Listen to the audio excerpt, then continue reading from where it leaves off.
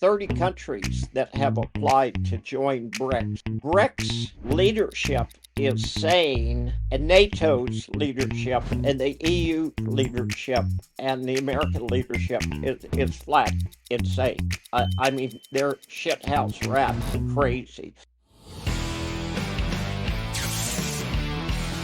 Hello again, everyone, and welcome to another edition of Silver Bullion Television, SBTV. I'm your host, Patrick Vierra, part of the outreach team of Silver Bullion here in Singapore, where we want to help you truly secure your wealth. Bob Moriarty, an American F-4 fighter pilot and author of books including Basic Investing in Resource Stocks, The Idiot's Guide, joins us today. And Bob is also the founder of 321gold.com. And we are delighted to have Bob join us once again today. It's time to saddle up and silver up for Bob Moriarty. Bob, welcome back to SBTV. How are you doing? Uh, we live in interesting times. That is an understatement for sure. These interesting times, we are definitely going to talk about them. So again, I'm glad you're back on. Um, I emailed you about a week or a week and a half ago or so back, and I asked if I could have an interview with you, and obviously you said yes. You are here, but you said something interesting. You said you were worried about your grapes and about World War III. So first question here: how's the grapes, and did they manage to get some sun? Uh, I've got to backtrack.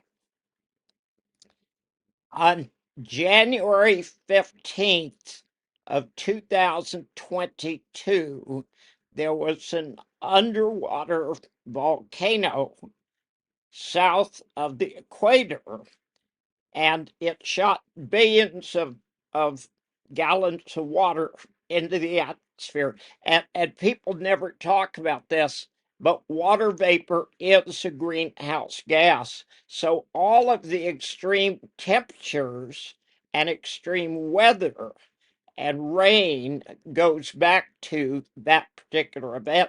And it takes 2 to 3 years for the water vapor to precipitate out as rain. And quite bluntly, we've got rain today, we had rain yesterday, we had rain tomorrow, and I fear for my grapes. Okay, I didn't know water vapor contributed to this climate change. I guess we could call it. Well, the strange thing is that climate change is something people made up. Okay. It used to be called global cooling, and there were hundreds of forecasts about how dangerous it was going to be. 97% of the forecasts turned out to be inaccurate.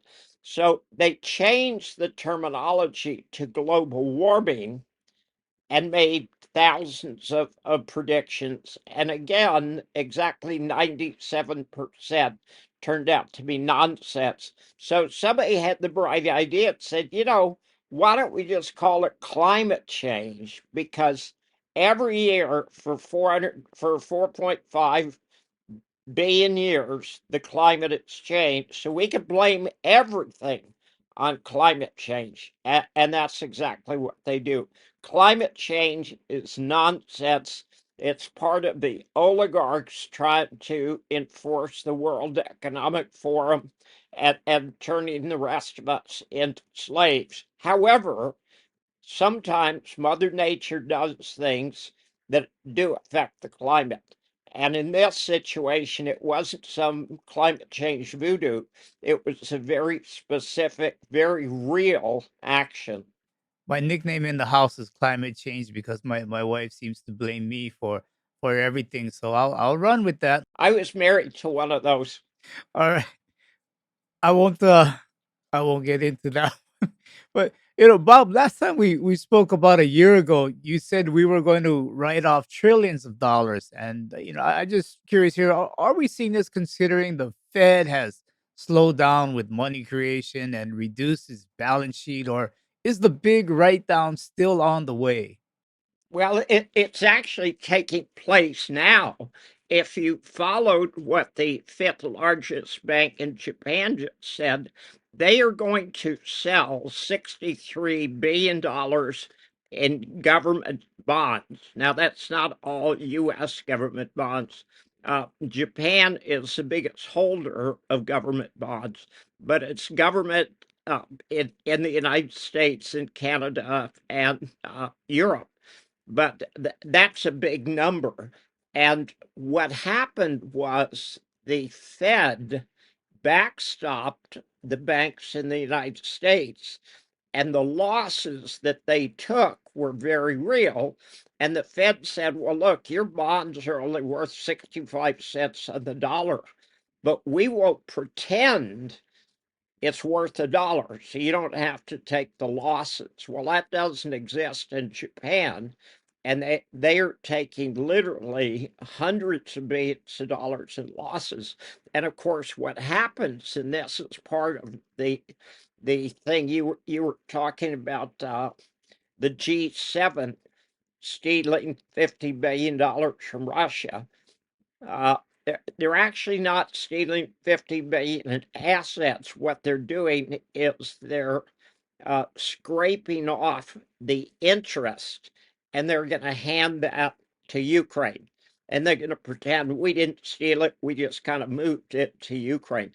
As soon as they did that, Russia responded and seized tens of billions of dollars of United States assets in Russia. So there was a tit for tat response. But basically, what the United States and the EU have just done is said, if we decide you're a bad person, we're going to steal your assets. So that's a really good reason not to own any assets that they could steal. And it's going to be the death of the US bond market. And the Japanese have already started. And the interesting thing is, there are other banks in Japan in similar situation as the fifth largest bank. So they got a front run. Okay.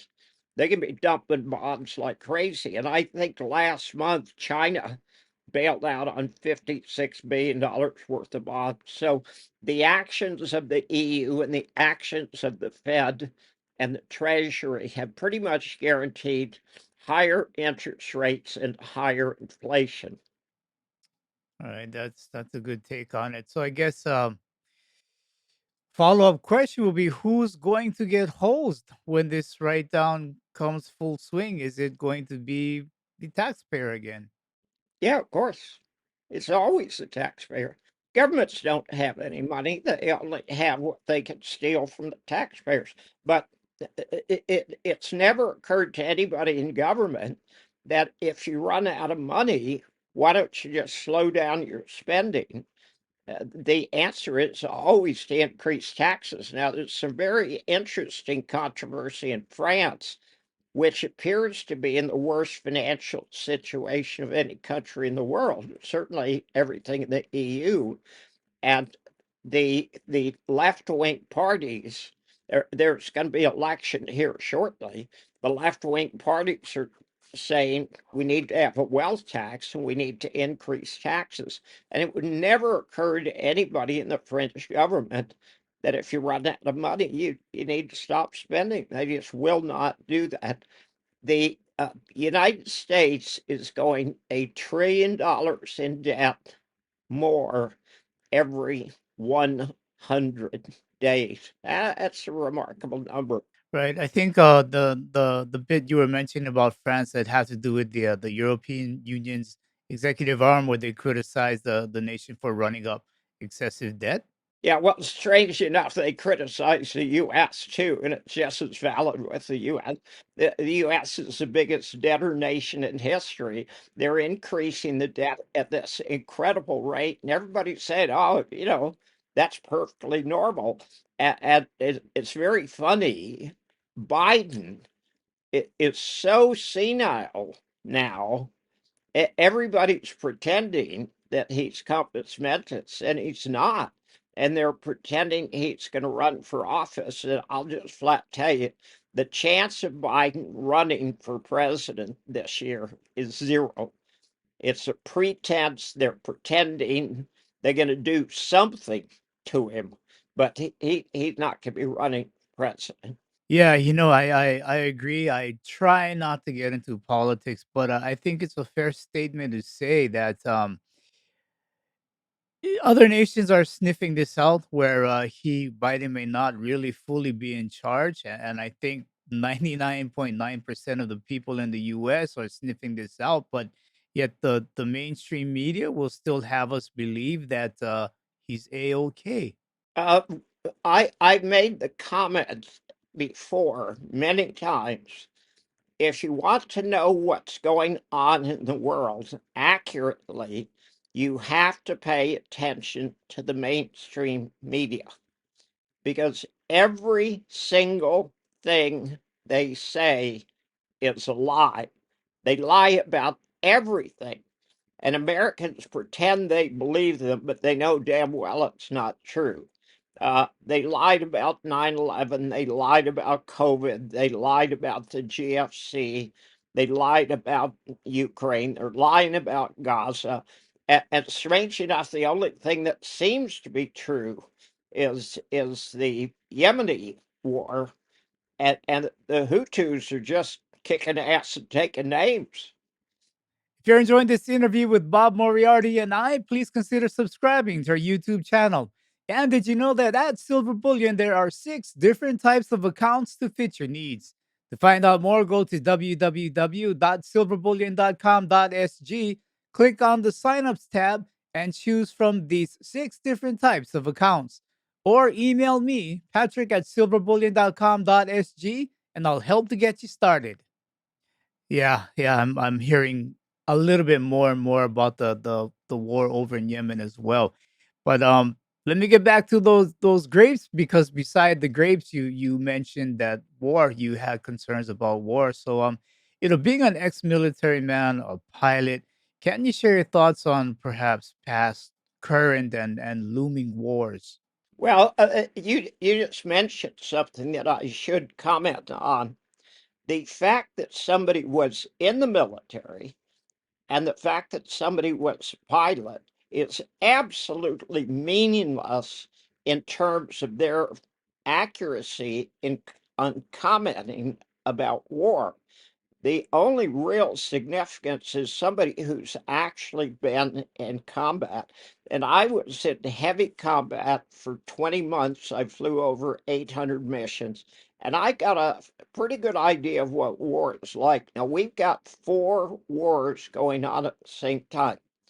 The Ukraine war was started by NATO and the US. It's been going on for 10 years. The president of Poland just said at this peace conference that what we need to do is break Russia up into 200 separate pieces. Uh, the Russians look at it as an existential threat, and it is. And it's one of those bizarre situations. If you ask yourself, what do the Russians stand to gain by attacking Ukraine and attacking NATO? And the fact is, they stand to gain their freedom. Okay. But when you ask, what does NATO stand to gain and what does the United States stand to gain? The answer is absolutely nothing.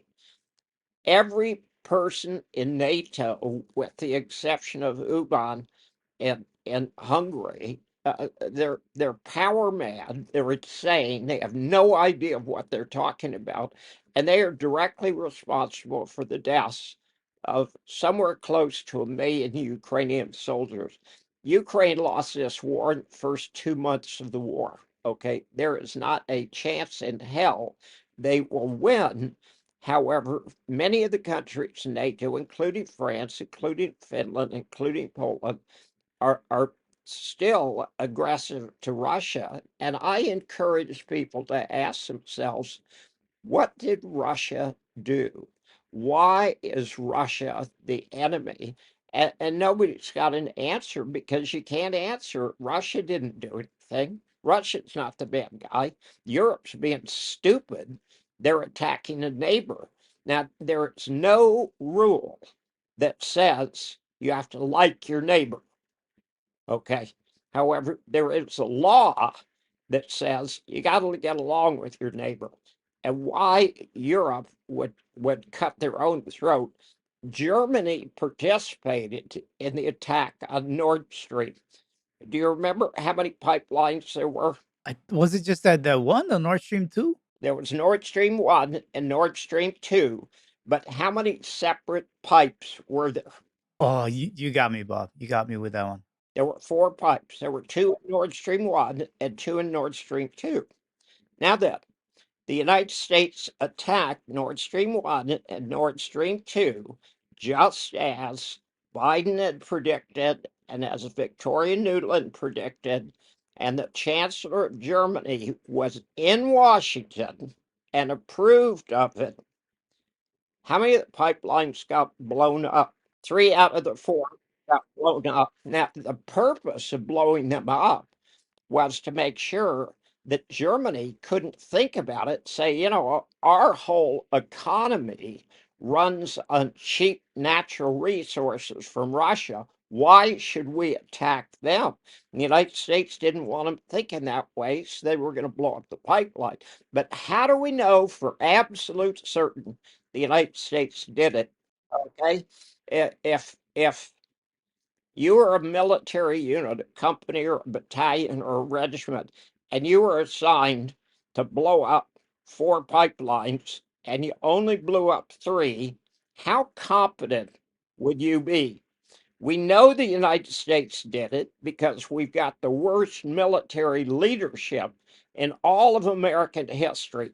At the time of 9/11, there were 9 four-star generals and admirals. Today, there are 41 four-star generals and admirals. We are so overstaffed in the military with absolute incompetence. I mean, everybody above the rank of colonel should be fired. Now, if you go back to World War II, we had 3 ships per admiral. Today, we've got 3 admirals per ship. Now, have you ever played poker? Between you and me, yes. Okay, you got 4 guys sitting around the table, play poker, and you decide to order pizza. How long does it take to figure out what toppings to put on the pizza? Okay, 10 minutes. But somebody comes in, and all of a sudden you got a 5th player. What took 10 minutes before now takes 30 minutes. The more people you put in the decision loop, the worse the decisions and the longer it takes and the more mistakes are made. So we've got a situation with total incompetency in the leadership of the military. I listen to these idiots talk on television about how Ukraine's winning. I think, are they smoking dope? Are these guys on crack? Because Ukraine's never been winning this war. It's total fiction. So we've got a war in Ukraine. We've got a war in Gaza, which is absolutely a genocide and criminal in every meaning of the word. It's evil. And there are people who actually support the genocide, but it's a way to measure whether a person has a moral compass. If they have a moral compass, they know it's genocide and they know it's wrong. If they lack a moral compass, they think it's wonderful. But we've got Gaza, we've got Yemen, we've got Ukraine, and we're about to have another war between Israel and Hezbollah in Lebanon, which is stupid. But the guys who are winning most clearly are the Hutus, who just sunk a dry goods carrier in the last couple of days. So these guys, I mean, they're in sandals and they got rags on their head, and they're winning the war against Israel. Yeah, I could really stay on this all day long, but I'll move on just a bit because I understand that I think it was the US Congress just recently where the draft is a possibility, or I should say it's coming back. Bob, what are your thoughts on the draft? Because you had served in Vietnam during a draft era. Right, right. Uh, Interestingly enough, it's not just the United States. Germany has done the same thing. And that's a suggestion that the Ukraine war is some kind of long term war. And these guys have obviously not paid any attention to Lavrov or to Putin. Ukraine lost the war a long time ago. They're in a chance in hell. It doesn't make any difference what weapons you send over there. The Ukrainian soldiers have all been killed off. The cemeteries have been filled. Uh, so them talking about a 10-year plan for funding Ukraine or a draft where they're going to draft both men and women, or Germany instituting a draft. These people are delusional. Okay, well, World War III will have been over, but for years before their plans ever take place. I went into the military a week after I turned 18. Did they lie to me? Of course. I mean, Vietnam was a total war crime. We had no business there in the first place. The nasty, rotten commies won the war, and they're our best friends now. Same people. Okay. We had no business participating in that war. But the war was designed to feed the military industrial complex that both MacArthur and Eisenhower wrote about and warned us about. But I believed all the bullshit. Okay, but I believed it because there was not an alternative media then. There was radio, there was television, and there was newspaper, and you believed the bullshit that you were told. But you can go back then, everything we were told about Vietnam was a lie. I mean, the mainstream media turning into liars is nothing new. They've been doing that for years. They owe their bread and butter to the military industrial complex, and they are their mouthpieces. But everything they're saying is a lie. Some things like the F-35, and this is something I am well qualified to speak about. I flew the F-4. I started flying the airplane when I was 20 years old. I went to Vietnam. I flew 125 missions in combat. I had a couple of air-to-air missions, which was actually pretty unusual for the Marine Corps, and lots of air-to-ground missions. I looked at the F-35. It's a over true, over $2 trillion program that is years behind schedule. You can only get 30% of the airplanes airborne at any time. It's a short range airplane. It is not stealthy. You couldn't possibly use them today off of aircraft carriers because you could never get the aircraft carriers close to the enemy. The Hutus could shoot down an aircraft carrier. Okay. So, what are the chances of Hezbollah, or what are the chances of Iran, or what are the chances of Russia, or what are the chances of North Korea, or what are the chances of China putting our 11 carriers upside down? 100%. Okay. Every war introduces new weapons and it retires old weapons. Now, what were the new weapons that were introduced in World War II? We forced the Japanese into attacking us. We knew exactly when the attack was going to take place. So we sent the aircraft carriers out to sea, and we let the Japanese blow up the battleships, which there were battleships used in World War II, but effectively they were obsolete and total waste of money. Aircraft carriers today, total waste of money. Tanks today, total waste of money. The Marine Corps today, waste of money. The Navy, with the exception of submarines, total waste of time. The weapons that China and North Korea and Iran and Russia have would devastate anything in the West. And the Ukraine war, nobody wants to admit this, the Ukraine war has proven that the American weapons and the NATO weapons that are being used by Ukraine are a waste of time and a waste of money. Great input there.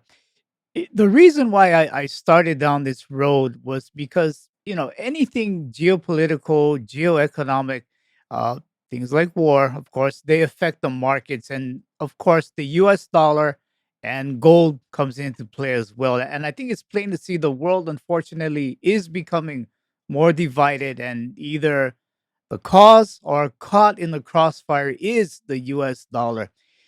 Will it weather the storms of political weaponization, the BRICS, the rise of China as a global economic power?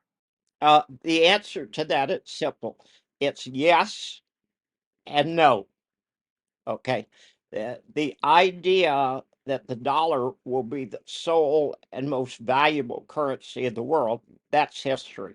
Uh, it will be used, okay, certainly 5 years, 10 years, 15 years from now, but it'll be like the British pound. It won't be of very much importance. Some of the things that's happened, there's actually a war going on uh, that everybody's ignoring. I'm the only person who ever talks about it, but Biden is not running the presidency of the United States. This is Obama's third administration. He did something nobody's written about, nobody's talked about.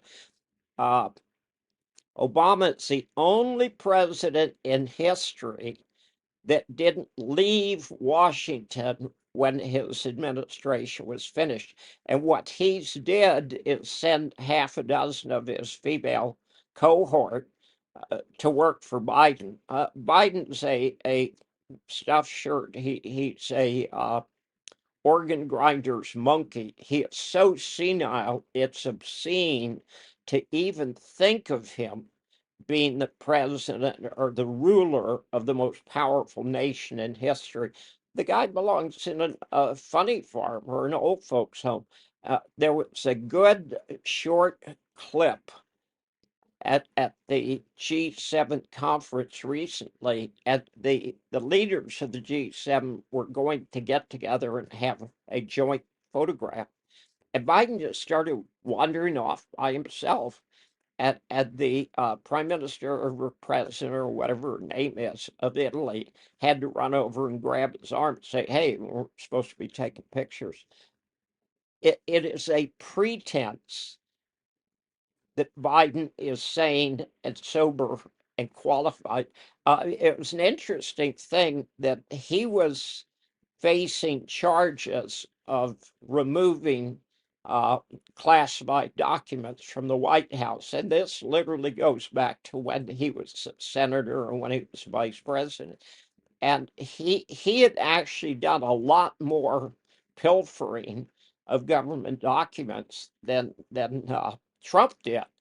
But when the Justice Department interviewed him, they came to the conclusion this guy's old, he had no memory, he had no idea of what he was talking about, and we could never get a conviction because he's not there. The Justice Department refuses to release the audio of that interview because the American people listen to the audio of Joe Biden being questioned about criminal behavior. They would demand that he be fired tomorrow, and he should be. Yeah, that's you're bringing up an interesting point, Bob, because it's been said when once your judicial branch starts to fail, you're headed into banana republic territory. And I think people would agree that we are seeing different tiers of law and justice happening right now within the US, and it is getting to banana republic stuff here. I think that's an insult to banana republics. Banana republics do one thing well. You know what it is? They grow bananas, okay? And they do a really, really, really good job. Now, the United States doesn't grow bananas, so to call the United States a banana republic is kind of an insult. But we got this very weird situation that I think 4 days before the Republican convention, the judge who is just totally bent in New York City is going to sentence uh, Trump. And the question is, what is he going to sentence him to? And if he sentences him to jail, it will be the opening shot. It will be like Fort Sumter in 1861. It'd be the opening shot of Civil War. We're so close to a civil war, it's obscene. The fiasco in Georgia was nothing short of remarkable. The fiasco in New York City was nothing short of remarkable. And strange enough, I don't like Trump. I'm not a Trumper. There were a few things that he did that was good, but he's owned and operated by Israel. He doesn't give a damn about anything except Donald Trump. And I don't think that's the measure of what a good leader is. I had to bring up that banana republic thing because it absolutely affects the U.S. dollar. So I had to bring that in there. But with markets, interest. I almost feel embarrassed talking about markets here, but interest does still seem to be in corporate and tech stocks as this rift in geoeconomics plays out. And resource acquisition, how you mentioned resources, become extremely important. Will we see interest shift to resources like commodities, perhaps leading to this commodity super cycle that we've been hearing for a while? I'm not sure that the commodity super cycle is real. There's a lot of stuff that we're taught that's interesting, but it's not real. Uh, what's happening is there's a shift between paper assets and real assets. And there's a move. I don't view gold or silver as an investment. And I own a lot of gold and I own a lot of silver, but I don't look at it as an investment. It's an insurance policy against financial chaos. Are we headed for financial chaos? Duh. So, yes, we've got bad things coming, including potentially a world war. And it's a good time to have an insurance policy. And you've got the United States and the EU doing this really stupid stuff of stealing assets from other countries uh, to give it. Nobody talks about this except me. Prior to the invasion of Ukraine, what country in Europe was considered the most corrupt? There's a lot of people that thought Ukraine was the most corrupt country in the world. And the amazing thing is, they've had the benefit of $200 billion worth of money donated by all these countries all over the world: Australia, Canada, the United States, the EU. And the really funny thing is, you think they weren't stealing? Of course they were stealing. Now, could they steal the whole thing? You don't have to steal the whole thing. If you go through $200 billion, you can just scrape little pennies off here and there and retire rich. And we've got this bizarre situation. Uh, what is Zelensky's official title now? Well, he was an actor, right? A comedian or something. But is he president of Ukraine? He used he used to be. That expired a month ago. His term expired a month ago. And since he has said we're not going to allow free elections and we're not going to allow other political parties and we're going to also censor writers, Ukraine is a corrupt shithole, to use a French term. And quite bluntly, why anyone would support them is beyond me, and why Germany would support the largest civil, uh, God, what's the term for it? Act of war against their own country in history. 69% of companies in Germany have either had to go into bankruptcy or they've had to ship production out of the country because of the increase in the cost of natural gas. And the Europeans are paying 4 times as much for natural gas as the United States is. And quite bluntly, that's exactly what the war was about. The United States wants to dump overpriced natural gas on Europe, and Europe was stupid enough to go for it. Germany was one of the leading nuclear power countries in the world. They shut all their nuclear power down. That was pretty stupid. Stupidity it can be everywhere if you let it be everywhere. Last question here, Bob. You know, in general, people look to save money, accumulate money, and of course, nothing wrong with that. But in the environment we are in today, should we also be looking at saving in assets, accumulating assets with the certainty of or the uncertainty of currencies and geoeconomic shifts? Yeah, of course. Okay. We did that when I was a kid, and this literally goes back to when I was 12 or 13 or 14 years old. I was going to school in Fort Worth, and I think I was in the seventh grade. And every week you had to show up, you had a bank uh, book, and you put in 10 cents or 50 cents or a buck, whatever you could afford, and we were taught to save.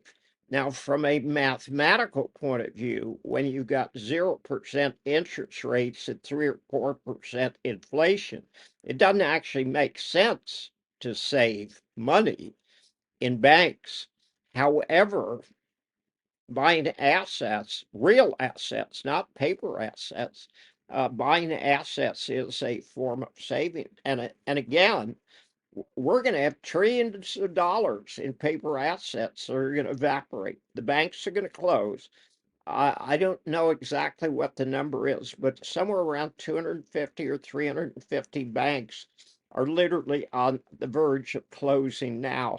And what I think will happen over the next 2 to 3 months is a cascading series of defaults, starting in Japan and then spreading all over the world. It's interesting take. I've heard that number of 300 plus as well. Bob, you've been asking me questions I couldn't answer. I'm going to throw one back at you. Where is what might be the world's largest silver vault by capacity being built? Oh, that's a good question. I think it's Texas, isn't it? Ah, I got you. Finally got you. Singapore. Well, I wanted to ask you one question. Do you do you know what two cities have been called the most expensive cities in the world? I'm going to say one is Singapore. Yeah, well, I don't think it will be Shanghai or Hong Kong. actually, it is Hong Kong. Hong Kong and Singapore, most expensive cities in the world, and that's very interesting. Now, why a silver vault? Well, it was during COVID. What had happened was a lot of people were buying precious metals, and we had a vault already, but we found that just more and more investors were looking at silver, were looking at wealth protection. So we had to go and get a building that could take the floor loading capacity of silver because it's heavy. And we're just about done with that building. Well, that's really interesting. Who controls the price of silver today? Yeah, I was going to ask you that because China has quietly taken over in the past few months, it seems like. And the West hasn't figured it out yet. No, they China, haven't. specifically Shanghai, controls the price of silver and gold. Now, there was a significant premium for gold. They got as high as 10 or 12%. It's down to 1%, but there's still a 4% premium for silver. And quite bluntly, the whole opium war was not about opium, it was about silver. Hmm. The silver from Potosi and the silver from Mexico and the silver from Peru ended up in the Philippines, and then it was taken to China for silk and China and tea, okay, and sent to the Spanish Empire. So the Brits looked at it and said, ah, Wouldn't it be nice to have all that silver? So the Opium War Mhm. wasn't about opium, it was about silver. And the Chinese love silver. And quite bluntly, the real estate market in China is an absolute disaster. And people have lost trillions of dollars in the market. And they're going for safety. Yeah. And one of these days, there's going to be a rush into silver. Yeah, one of these days. I've been reading about that the real estate in China, where that typically is the number one thing that people will go into, but we're seeing more and more young people, or at least seeing reports where more and more young people are getting into silver and gold. So this should be pretty interesting as it continues to play out. Um, but man, I hate to end this. I feel bad for zigzagging all over the place. I would have just liked to stay on one or two topics with you. But, Bobby, before we head out, can you tell us how we can follow you and about 321 Gold? Well, 321 Gold is a website, is free. And what we try to do is provide information to our readers that by and large they're not going to get other places, even though I bring a lot of people into the site. We're kind of a Wall Street journal for resource investors, but the resource market, specifically gold and silver, is fixing to explode. And I've seen that before. And interestingly enough, today, I've been following what's going on today. And I would guess 90% of my stocks are up today. And gold was up 36 bucks at one point. I don't even know what silver is, but it's going to catch fire soon. And there's a lot of 5 and 10 cent stocks that are going to go up 10 or 20 fold. Yeah, completely agree with you there as well. But Bob Moriarty, I want to thank you. I hope we can do this again soon. I'm going to have to study up before we talk again soon because I don't know what you're going to throw my way. But Now, I hope.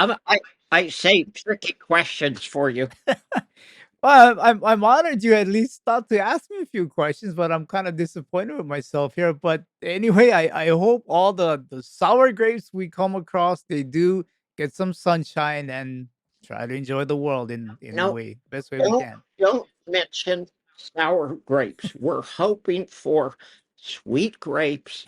I had a really wonderful vintage 2 years ago. People just loved my wine.